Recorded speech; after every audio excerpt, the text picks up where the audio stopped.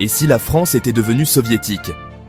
Et si le berceau des droits de l'homme avait rejoint le bloc de l'Est?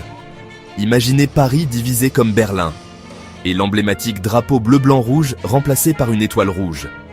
L'histoire est pleine de choix, d'occasions manquées, de tensions invisibles.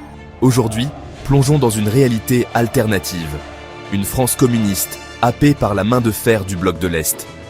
En 1945, l'Europe est en ruine après la Seconde Guerre mondiale. Deux superpuissances émergent victorieuses, les États-Unis et l'URSS.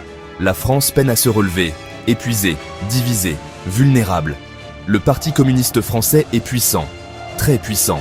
Fort de son rôle dans la résistance et du soutien soviétique, il obtient près de 28% des voix aux élections législatives.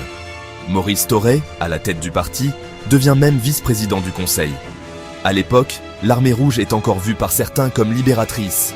Mais les fractures idéologiques se creusent rapidement. La guerre froide commence. De Gaulle, fin stratège, choisit l'Ouest. En 1947, il exclut les communistes du gouvernement. En 1949, la France adhère à l'OTAN. Maintenant, imaginez que De Gaulle échoue. Une insurrection éclate. Dans le chaos politique, une coalition de gauche radicale, soutenue par Moscou, prend le pouvoir. La France est divisée, infiltrée, idéologiquement alignée sur l'URSS. L'armée rouge s'installe à l'Est. Le rideau de fer s'étend jusqu'au Rhône. Dans ce monde alternatif, la France est un satellite soviétique. Fini la Ve République. Adieu liberté de la presse, séparation des pouvoirs, pluralisme politique. L'économie est nationalisée. L'État contrôle tout. Plus de supermarchés, seulement des files d'attente interminables pour le pain, le lait, le savon. Les intellectuels fuient. Les artistes sont surveillés.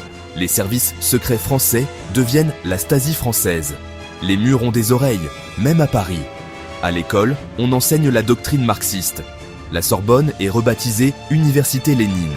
Les portraits de Staline remplacent ceux de Marianne. Et dans cette France-là, le rêve américain est un fantasme interdit. Les répercussions sont immenses.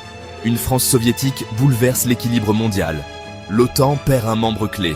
Les États-Unis redoublent d'agressivité. La guerre froide s'intensifie. Peut-être même qu'une troisième guerre mondiale éclate, ou qu'un monde bipolaire encore plus rigide, plus dangereux, s'installe pour des décennies. Heureusement, ce scénario ne s'est jamais réalisé. Mais il aurait pu. L'histoire n'est jamais figée. C'est une tapisserie aux possibilités infinies. Parfois, une seule décision, un seul discours, une personne en plus ou en moins, peut tout changer. Alors, demandez-vous, et si ce n'était pas seulement dans les livres d'histoire? Et si notre époque était, elle aussi, au bord d'un point de bascule?